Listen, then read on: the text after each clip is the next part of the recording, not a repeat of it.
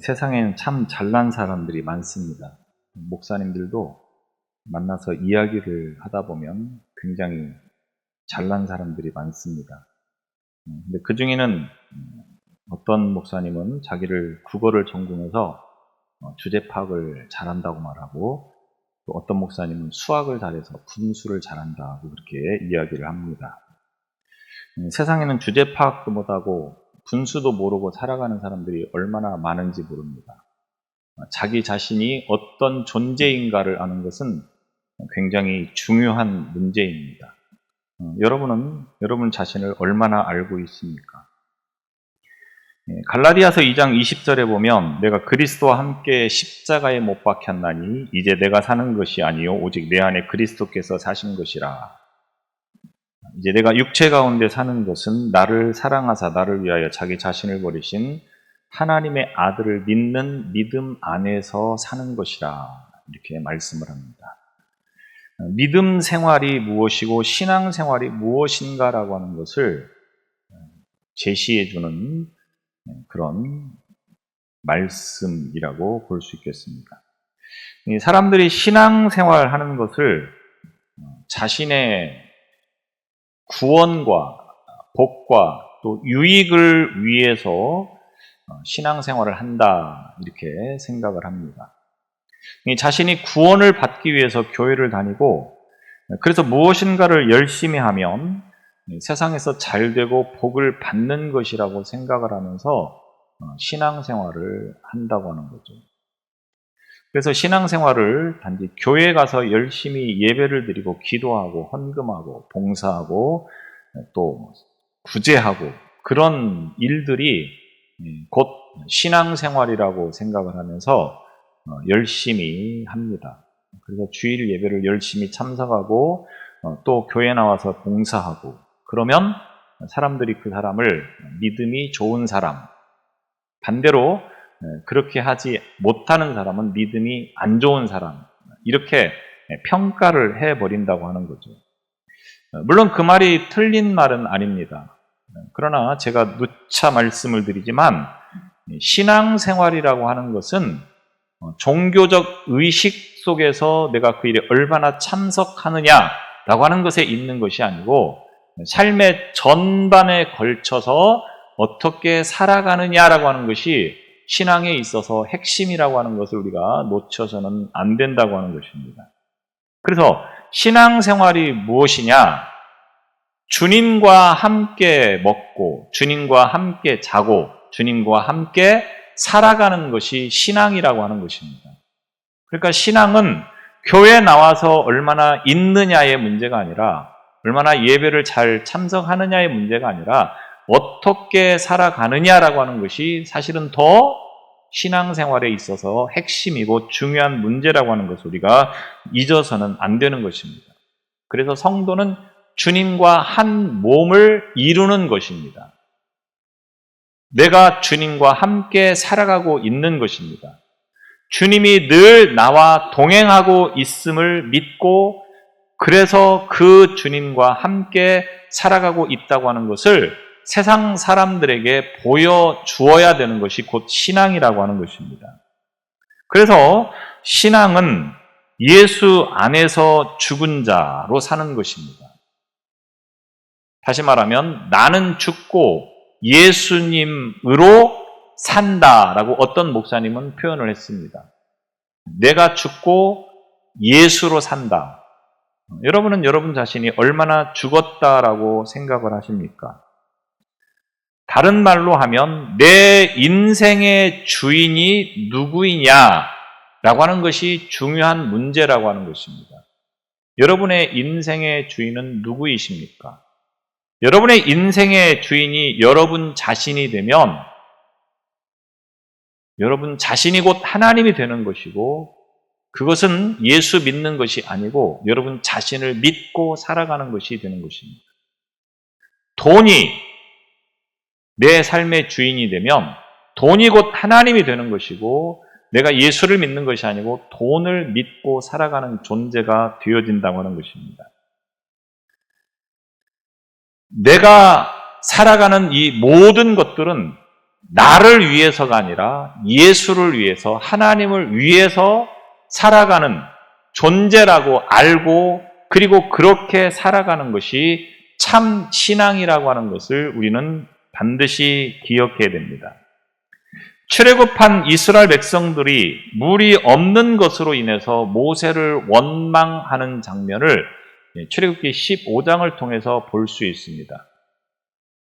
그런데 원망하는 것에서 그치는 것이 아니고 이제 르비딤이라고 하는 곳에 이르렀을 때는 불평과 원망을 뛰어넘어서 우리에게 물을 주어서 마시게 하라, 이렇게 당당하게 마치 당연한 것처럼 요구를 하는 장면을 또 우리가 볼 수 있겠습니다. 우리가 뭔가를 받는 것을 당연한 권리라고 생각하는 모습을 이스라엘 백성들이 종종 보여주고 있죠. 그런데 그 모습이 과연 이스라엘 민족에게 한정된 모습이냐? 오늘 우리 자신이 그와 같은 신앙생활 할 때가 얼마나 많은지 모릅니다. 하나님께 당당하게 무엇을 요구하는 것, 이것이 당연한 것이 되어버리는 것입니다.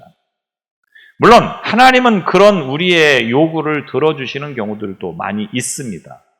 그러나 그것이 곧 우리의 신앙생활의 주가 되어서는 안 된다고 하는 것입니다. 세상에서 우리가 살아가면서 애굽이라고 하는 죄의 종노릇하는 이 모습에서 벗어나서 교회에 온다. 그래서 신앙생활을 시작했는데 막상 신앙생활을 시작하면서 내가 기대한 것과 또 내가 의도하는 대로 일이 풀리지 않는 경우들을 우리는 수없이 경험하게 되어집니다. 그러면 그 순간에는 우리가 원망하고 불평하는 경우들이 많다고 하는 거죠. 내가 하나님 앞에 나와서 이렇게 예배를 드리고 신앙생활을 잘하고 기도를 하는데 왜 나에게 이렇게 어려운 시련을 주십니까? 원망하고 불평하는 경우들이 많다고 하는 것입니다. 우리는 은혜를 당연한 것이라고 여기는 경우들이 너무 많습니다. 우리가 하나님으로부터 받는 것이 은혜인 것이지 그것이 당연한 것은 아니지 않습니까? 그런데 우리는 그것을 당연한 것이라고 생각한다고 하는 것입니다.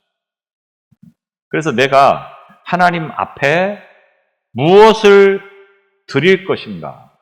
하나님께서 나에게 무엇을 원하시고 무엇을 요구하시고 있는가? 이것을 구하기보다는 내가 필요한 것들을 먼저 구하고 내가 필요한 것들을 꼭 하나님으로부터 받아야 된다고 하는 그런 신앙생활을 하는 경우들이 많다고 하는 것을 말씀을 드리는 것입니다. 사람은 잘 되면 내 탓이고 안 되면 조상 탓이다, 이런 말이 있듯이 우리가 그렇게 세상을 보는 견해들이 참 많습니다.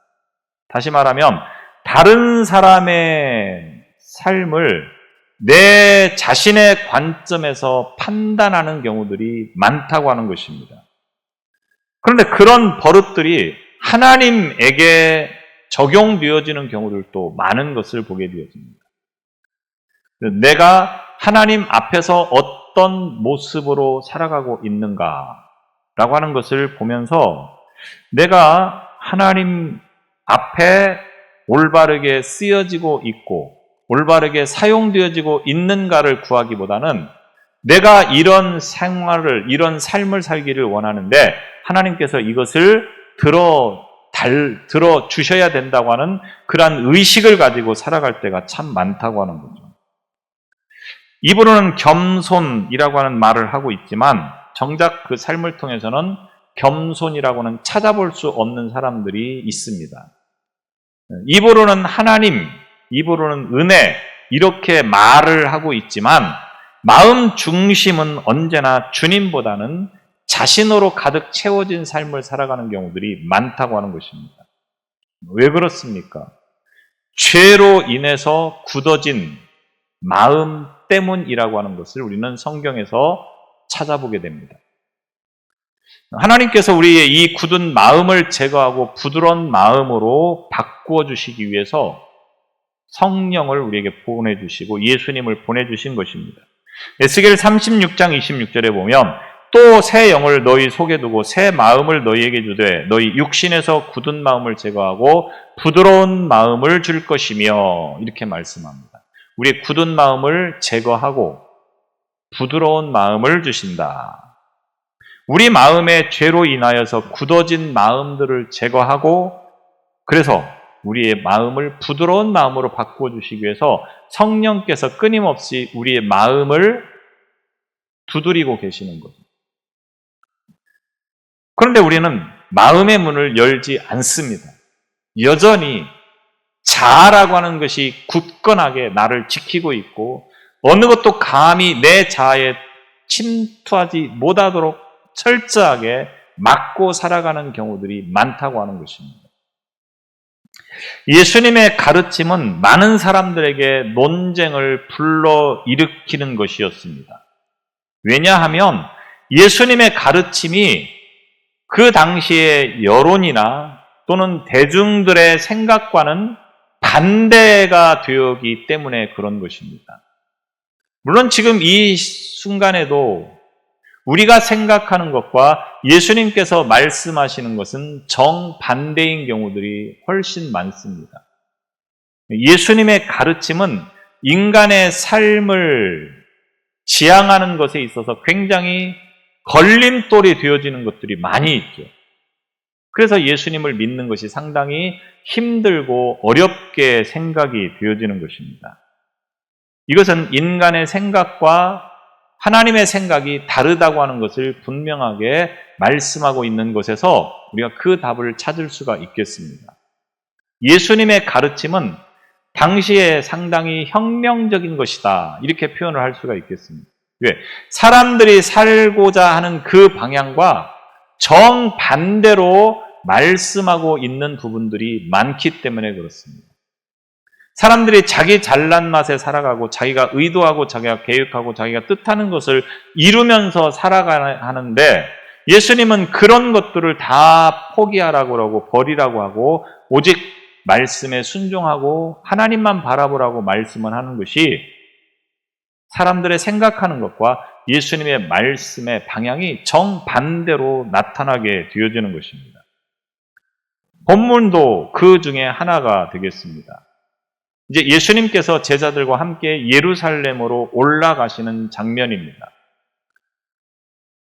지금 예수님께서 예루살렘에 올라가시는 것은 십자가에 죽으시려고 가는 것입니다.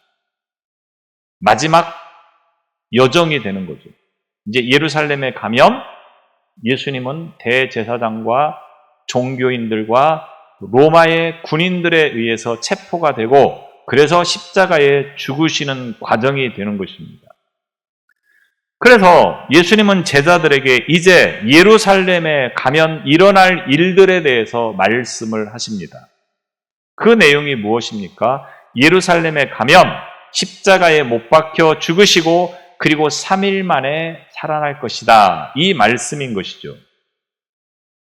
그런데 이 말씀을 예수님께서 하신 것은 3번에 걸쳐서 하신 것을 우리가 알고 있습니다. 첫 번째는 가이사라 빌립보라고 하는 지역에서 예수님께서 질문을 합니다. 사람들이 나를 누구라고 하느냐? 그리고 제자들을 향해서 너희들은 나를 누구라고 하느냐? 그때 베드로가 뭐라고 말합니까? 주는 그리스도시요 살아계신 하나님의 아들이십니다. 베드로의 믿음을 예수님께서 기뻐하십니다. 이 정도의 믿음이면 이제 됐다. 그때 예수님께서 말씀하십니다. 내가 이제 예루살렘에 가서 십자가에 못 박혀 죽게 될 것이고 그리고 3일 만에 살아날 것이다. 마태복음 16장 21절에 보면 예수 그리스도께서 예루살렘에 올라가 장로들과 대제사장과 서기관들에게 많은 고난을 받고 죽임을 당하고 제3일에 살아나야 할 것을 제자들에게 비로소 가르치셨다. 이렇게 말씀을 합니다. 이게 첫 번째입니다. 두 번째는 예수님께서 3명의 제자들을 데리고 변화산에 올라가셨습니다. 거기에서 영광스러운 모습을, 변화된 모습을 볼 수 있었습니다. 그리고 산에서 돌아오신 다음에 예수님께서 제자들에게 또 이렇게 말합니다. 마태복음 17장 22절 23절에 보면 갈릴리에 모일 때에 예수께서 제자들에게 이르시되 인자가 장차 사람들의 손에 넘기워 죽임을 당하고 제3일에 살아나리니, 예수님께서 십자가에서 죽으시고 3일 만에 살아나실 것이다, 이렇게 말씀을 하십니다.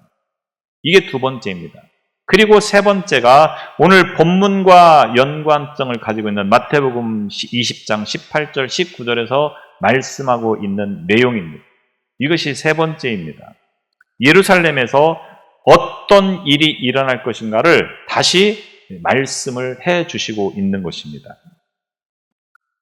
물론 이 세 번이라고 하는 것은 직접적인 표현을 말씀한 것이고, 또 간접적으로 또 여러 다양한 표현들을 통해서 예수님께서 예루살렘에서 죽으실 것과 그리고 3일 만에 부활하실 것을 여러 번 계속해서 말씀을 하셨습니다. 다만 직접적인 표현은 이렇게 세 번에 걸쳐서 하셨다라고 하는 것을 말하는 것입니다. 그런데 이 세 번의 경우에 예수님께서 이렇게 말씀하실 때 제자들의 보인 반응이 각각 달랐다고 하는 것입니다. 첫 번째로 예수님께서 죽임을 당하게 될 것이다, 이렇게 말씀을 하시니까 베드로가 어떤 반응을 보이느냐. 마태복음 16장 22절에 보면 예수를 붙들고 항변하여 이르되 주여 그리마옵소서, 이 일이 결코 주께 미치지 아니하리이다. 극구 반대를 하면서 자신이 그런 일이 일어나지 않도록 주님을 지켜주시겠습니다, 이렇게 이야기를 하고 있는 거죠. 어떤 상황에서도 주님은 죽으시면 안 됩니다. 아니, 그렇게 죽도록 내버려 두지 않을 것입니다. 우리가 반드시 주님을 보호해 주실 것입니다. 이렇게 지금 이야기를 하고 있는 것입니다. 그런데 두 번째는 어떻습니까? 17장 23절에 보면 십자가에서 죽으시고 다시 부활할 것이다, 이렇게 말씀을 하실 때 제자들이 심히 근심하더라. 17장 23절에 보면 이렇게 말합니다. 두 번째는 심히 근심했다, 이렇게 말합니다. 아마도 예수님께서 죽임을 당하는 것이 하늘의 뜻이라고 하는 것을 계속해서 교육을 받았기 때문에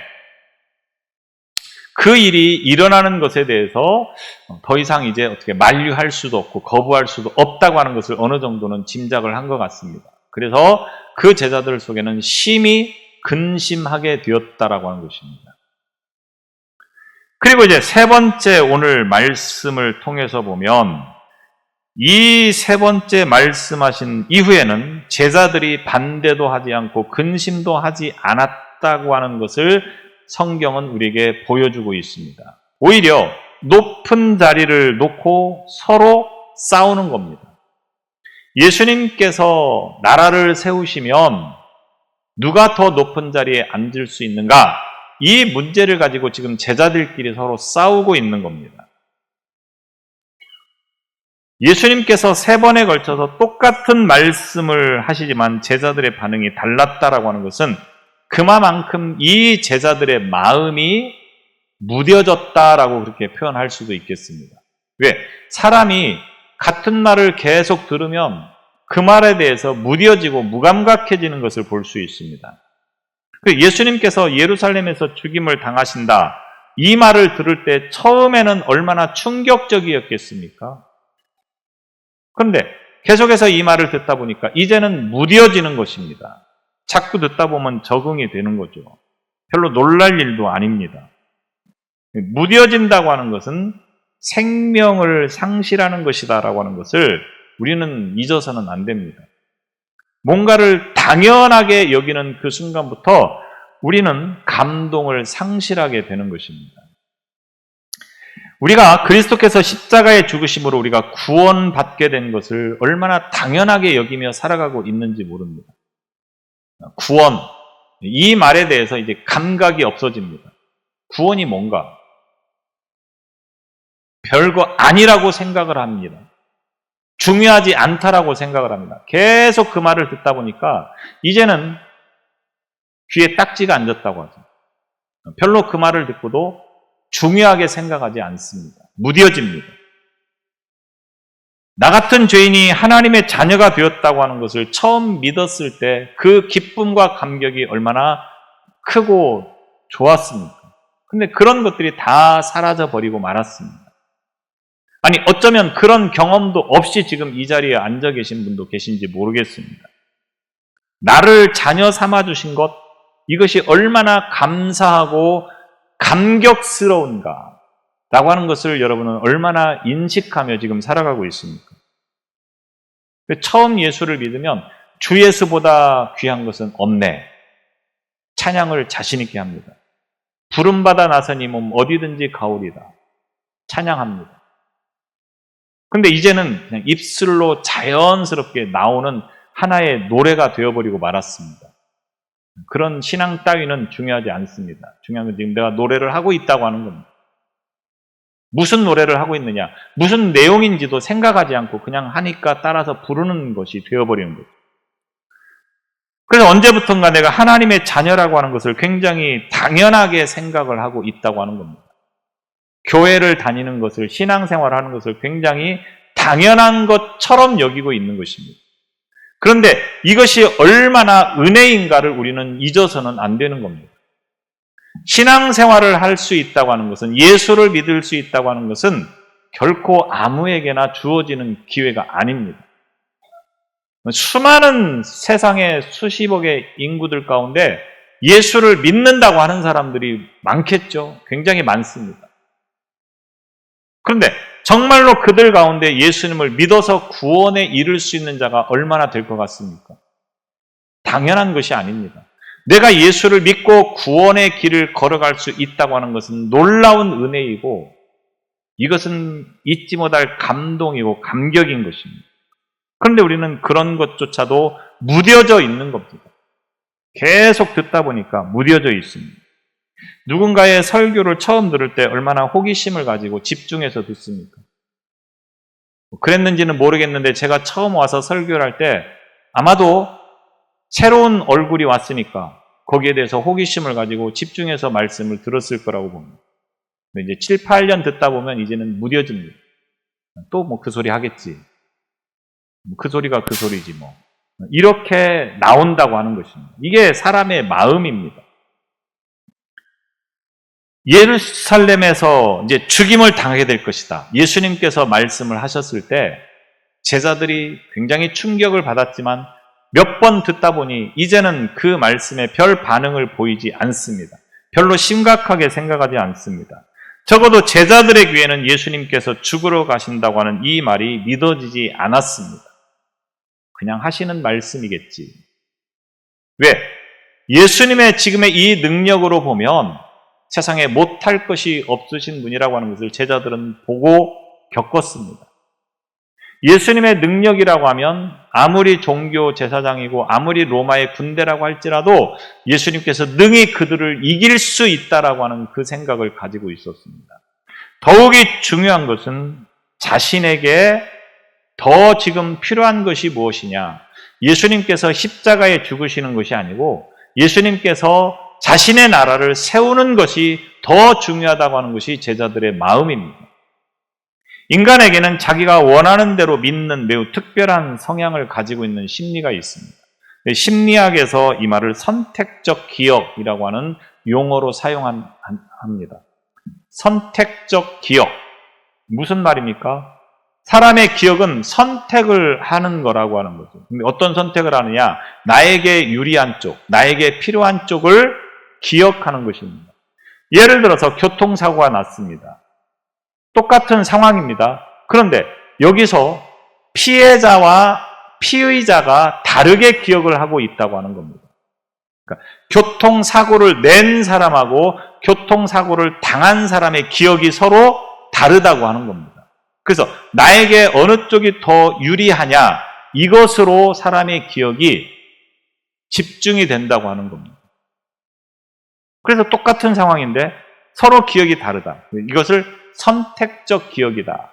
근데 대부분의 사람들은 이런 선택적 기억을 가지고 있다고 하는 거죠. 그래서 똑같은 상황이지만 나에게 유리한 것들을 기억하고 나에게 필요한 것들을 기억한다고 하는 것입니다. 이 선택적 기억은 믿음에서도 동일하게 적용이 되어집니다. 믿음에서도 내가 믿고 싶은 것을 믿는 것이 신앙인 경우들이 많습니다. 여러분 어떻습니까? 내가 믿고 싶은 것을 믿는 것이지 말씀을 전해주는 것을 믿는 것이 아닌 경우들이 많다고 하는 겁니다. 기억도 마찬가지입니다. 기억도. 설교를 들으면서도 내가 필요한 것들을 기억하고 내가 듣고 싶은 것을 기억하지 그렇지 않은 경우들은 거의 없다고 볼 수가 있는 것입니다. 제자들이 그랬다라고 하는 것입니다. 예수님께서 예루살렘에 가서 죽임을 당한다고 하는 것은 결코 믿고 싶지 않은 일입니다. 왜?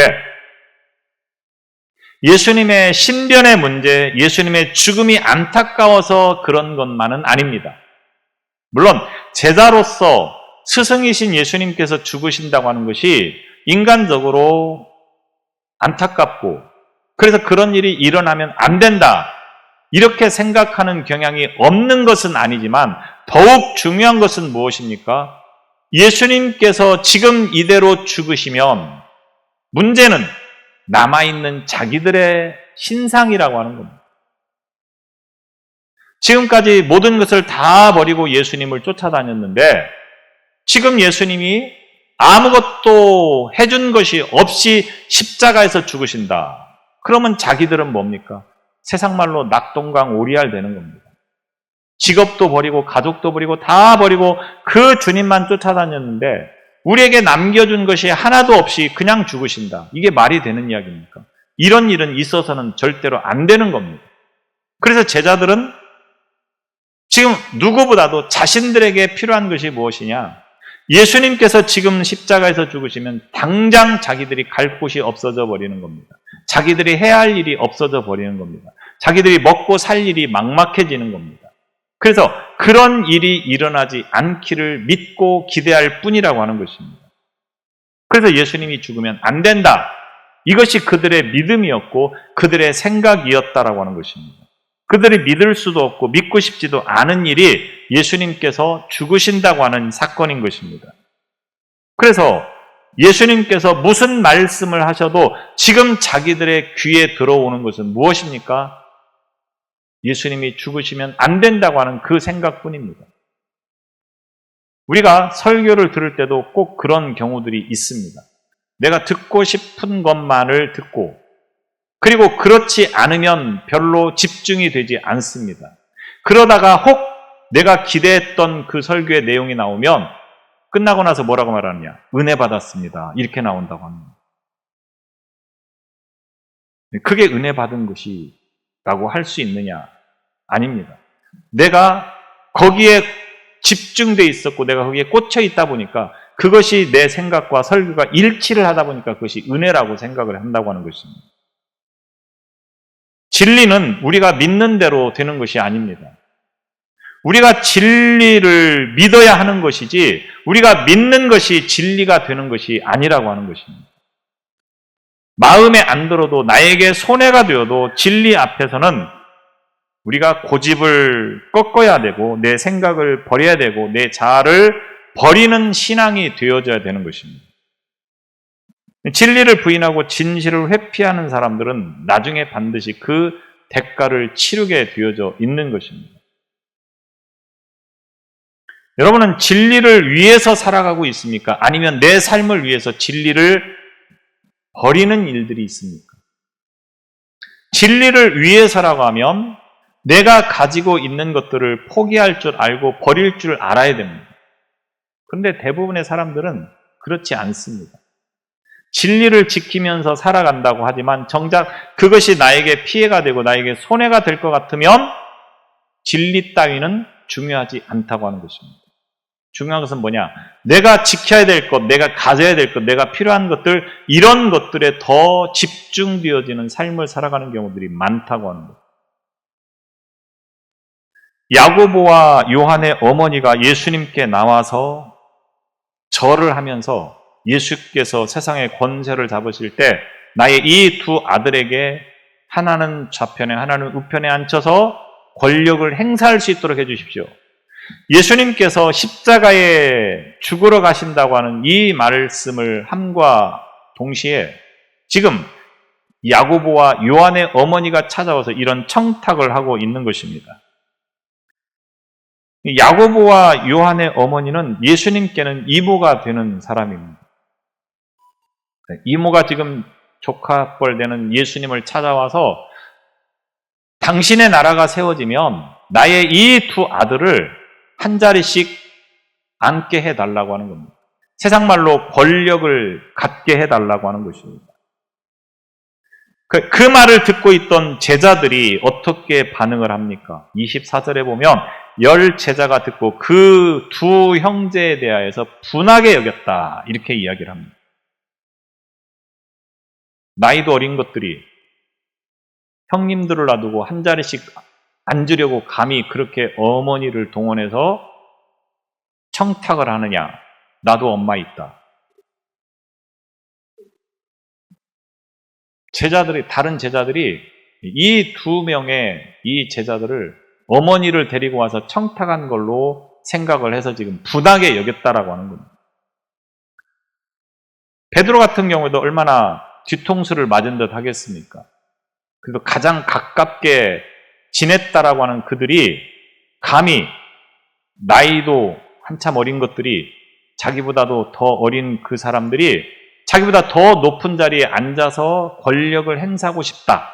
그 모습을 듣는 순간 뒤통수를 맞은 것 같다는 생각이 들었겠죠.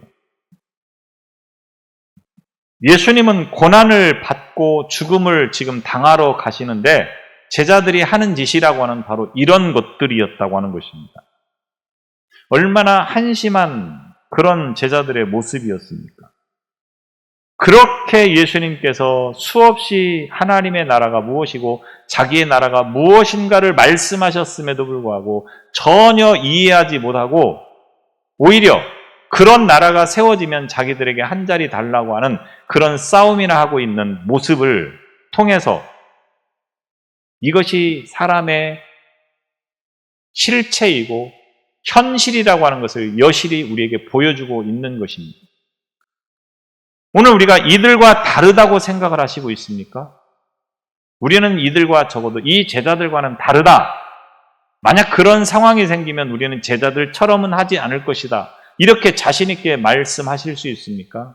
쉽지 않은 문제라고 하는 겁니다. 우리도 똑같이 그 자리에 가면 이 제자들처럼 지금 내가 주님의 나라가 세워지면 조금 더 높은 자리에 앉기 위해서 자리 싸움이나 하고 있는 그런 존재가 될 수밖에 없는 것이 오늘 우리의 현실이 아닌가라고 하는 것을 우리는 볼 수 있어야 되는 것입니다. 예수님께서 이 세베대 아들들의 어머니와 제자들이 어떤 생각을 가지고 있는가를 분명히 아십니다. 그래서 이렇게 묻습니다. 오늘 22절에 보면 너희는 너희가 구하는 것을 알지 못하는도다. 내가 마시려는 잔을 너희가 마실 수 있느냐? 내가 마시려는 잔을 너희가 마실 수 있느냐?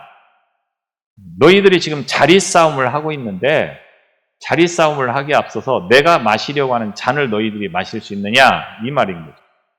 예수님께서 말씀하신 잔이 무엇입니까? 마태복음 26장 39절에 얼굴을 땅에 대시고 엎드려 기도하여 이르시되 내 아버지여 만일 할만하시거든 이 잔을 내게서 옮기시옵소서. 그러나 나의 원대로 마옵시고 아버지의 원대로 하옵소서.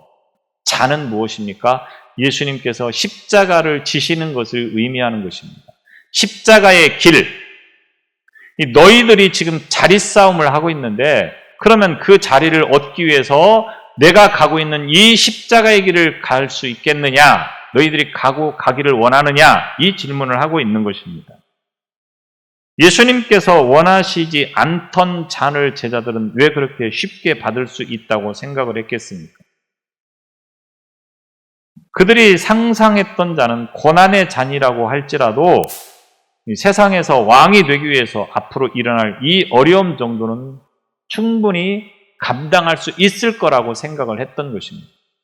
주님의 뜻을 온전히 이해하지 못하기 때문에 이런 현상들이 나타난다고 합니다. 이 질문 앞에 이 두 형제가 자신 있게 말합니다. 할 수 있다. 22절에 보면 그렇죠. 그들이 말하되 할 수 있나이다. 너희들이 내 잔을 마실 수 있느냐? 제자들은 할 수 있습니다. 예수님께서 이 질문을 오늘 저와 여러분에게 하시면 여러분은 뭐라고 말씀을 하실 수 있겠습니까? 너희가 내 잔을 마실 수 있느냐? 무엇을 구하며 살아가고 있습니까? 이 제자들과 동일한 그런 생각 속에 지금 사로잡혀서 신앙생활을 하고 있지는 않습니까? 제자들처럼 이 땅에서 무엇인가를 얻기 위해서 주님 앞에 나와서 지금 그것을 구하고 있는 우리의 신앙은 아니냐고 하는 것입니다. 우리의 신앙은 결코 이 땅에서 무엇인가를 얻기 위해서 주님 앞에 나와서 예배를 드리고 있고 신앙생활을 하는 것이 아닙니다. 우리 자신들의 실체를 좀 정확하게 알 수 있기를 바랍니다. 조금 고급스러운 말로 주제 파악을 하고 분수를 알아야 된다고 하는 것입니다. 내 주제가 지금 감히 하나님 앞에서 한 자리를 얻을 만한 그러한 것들을 청탁할 만한 그런 삶을 살았느냐. 우리가 하나님으로부터 구원받은 것에 대한 감사와 감격만으로도 우리는 능히 충분히 하나님으로부터 모든 것을 받았다라고 표현을 할 수가 있는 것입니다. 그래서 나를 드러내려고 하는 신앙이 되지 않기를 바랍니다. 세상에서 내가 무엇인가를 얻고 그것을 위해서 신앙생활을 하는 신앙이 되어서는 안 된다고 하는 것입니다. 철저하게 나는 십자가에 죽이고 그리고 나를 통해서 예수 그리스도가 드러나고 하나님이 드러나는 그런 신앙의 길을 우리가 걸어야 된다라고 하는 것입니다. 제자들은 아무도 예수님께서 십자가에 죽으시는 그 순간까지 자리를 차지할 수가 없었습니다. 왜? 하나님의 나라는 그런 것이 아니기 때문에 그렇습니다. 하나님의 법은 그런 것이 아니기 때문에 그렇습니다. 그런데 예수님의 그 일은 어떤 결과를 가져왔습니까? 오늘 저와 여러분이 구원에 이르게 하는 놀라운 은혜의 사건이 되었다라고 하는 것입니다. 그러므로 우리가 구해야 되는 것은 이 땅에서 무엇인가를 얻기 위한 것이 아니라 하나님의 자녀로서 하나님의 백성으로서 구원받은 하나님의 백성으로서의 삶을 올바로 살아나갈 수 있는 것들을 구하는 그런 신앙이 되어져야 된다고 하는 것입니다.